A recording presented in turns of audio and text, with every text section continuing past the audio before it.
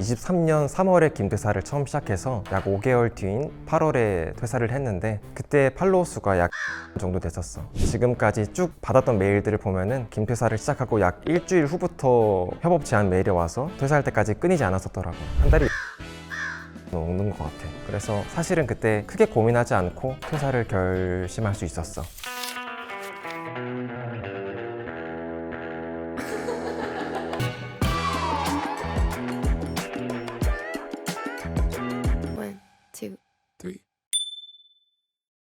안녕, 나는 인스타그램에서 오피스툰을 연재하고 있는 김퇴사라고 해. 미국 코믹스 스타일로 한 컷 안에 직장인들이 공감할 수 있는 내용을 만화로 만들고 있어. 그래서 지금까지 통산 조회수는 3천만 조회수를 기록했고 더현대서울과 용산 아이파크몰에서 오프라인 팝업도 준비했어. 오늘은 내가 회사를 나와서 어떻게 대기업들의 러브콜을 받는 작가가 되었는지 이야기해보려고 해. 내 얘기 한번 들어볼래? 김퇴사는 어떻게 시작했어?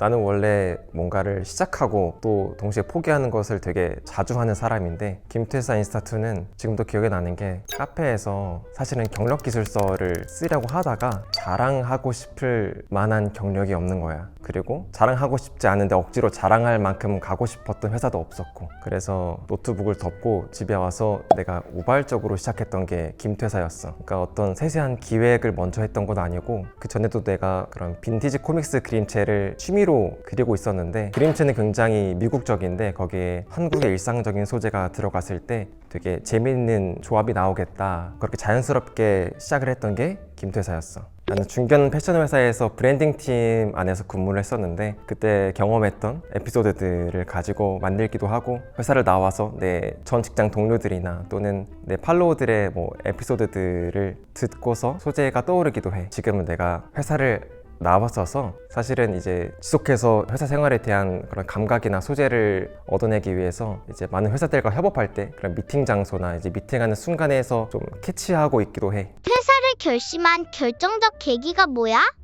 우선은 지금 아내와 딸이 있는 가정이 있는 사람이라서 당연히 경제적인 거는 무시할 수가 없었고, 그렇지만 내가 퇴사를 결심했던 가장 큰 요인은 내가 계속 회사를 다니는 것보다 회사 밖에서 내가 김퇴사라는 이름으로 할 수 있는 일들이 더 가치 있고 내 커리어적으로도 또 내 성장에 있어서도 훨씬 좋다고 생각을 했었어. 그래서 사실은 그때 크게 고민하지 않고 퇴사를 결심할 수 있었어. 시기적으로는 내가 23년 3월에 김퇴사를 처음 시작해서 약 5개월 뒤인 8월에 퇴사를 했는데 그때 팔로워 수가 약 2만 정도 됐었어. 근데 내가 지금까지 쭉 받았던 메일들을 보면은 김퇴사를 시작하고 약 일주일 후부터 협업 제안 메일이 와서 퇴사할 때까지 끊이지 않았었더라고. 그렇게 협업을 진행하면서 경제적인 소득이 있는 것도 중요하지만 나한테 더 컸던 그런 퇴사 결정 요인은 다양한 회사들과 일할 수 있는 경험이 내가 회사에서 일하는 경험보다 훨씬, 커리어보다 훨씬 값지다고 판단을 했었어. 회사에서 김퇴사인 걸 들킨 적은 없어?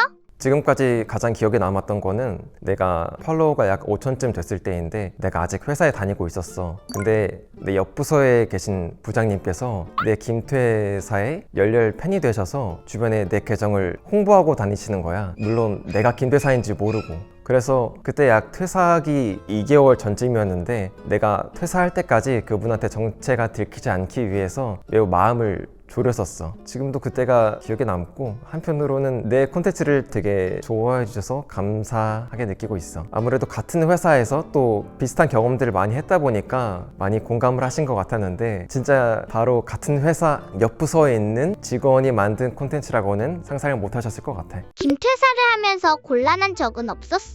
사실 비슷한 세대의 분들은 이 만화가 단순히 퇴사를 종용하는 것이 아니라 직장인들한테 위로와 공감을 주면서 또 격려하는 메시지를 담고 있다는 걸 많이들 이해하셔. 근데 아무래도 기성세대 분들 중 일부는 이제 김퇴사라는 이름 때문에 조금은 선입견으로 바라보실 수 있다고 생각해. 처음에는 그래서 내 친척 어르신들께도 내가 무슨 일을 하고 있는지 밝히기가 어려웠었어. 안 좋은 시선으로 바라볼까 그런 두려움도 있었는데 이제 조선일보나 동아일보 같은 메이저 신문사에서 내가 인터뷰한 내용들을 우연히 보시고는 오히려 또 긍정적으로 바라봐 주시더라고. 내가 그렇게 우려하는 것만큼 부정적인 오해들은 크지 않은 것 같아. 가장 팔로워가 많이 늘어난 컨텐츠는 뭐야?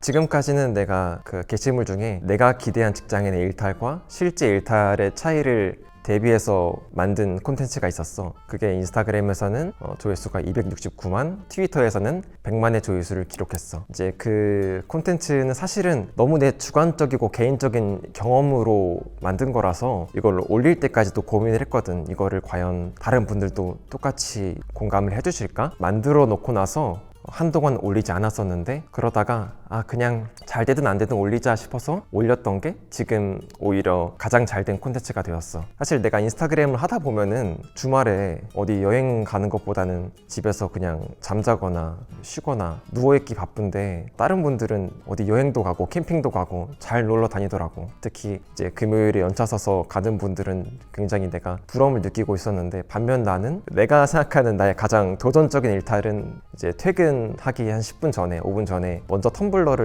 닦는 거였거든. 근데 웃긴 게 항상 이제 그 텀블러를 닦으러 가면은 그 멤버들이 거의 비슷해. 항상 같은 부서 직원들을 만나고 이제 그런 거에서 이분들도 나랑 조금, 그래서 그런 대비되는 부분을 조명을 했는데 사람들이 생각보다 많이 공감을 해주셨었어. 지금까지 내 인스타그램과 트위터의 총 조회수는 약 3천만 정도고, 또 커뮤니티 등에 바이럴된 것까지 포함하면은 약 5천만 정도가 돼. 그래서 내 어떤 느낌상으로는 사무실에 한 명 정도는 내 컨텐츠를 본 사람이 있는 것 같아. 팔로워가 많이 늘어났던 거는 인스타그램 안에서 계정의 알고리즘에 노출돼서 팔로워가 늘어나는 것도 있지만은, 아무래도 다른 커뮤니티에, 다른 플랫폼에 노출되었을 때, 바이럴 되었을 때 그 유입되는 양이 훨씬 더 많아. 그래서 인스타그램 계정을 운영하다 보면은 팔로워가 가끔은 떨어질 때도 있고, 콘텐츠에 따라 되게 팔로워들이 예민하게 팔로워 취소를 할 때도 있는데, 사실은 이제는 그런 거에 일비하지 않고 이 인스타그램 계정뿐만 아니라 그런 외부의 다른 커뮤니티에서 많이 바이럴 될 수 있는 그런 가능성들을 많이 생각하는 것 같아. 또는 다른 채널에서 홍보될 수 있는 기회들을 더 많이 생각하는 것 같아. 광고나 협업 제안은 언제부터 받았어?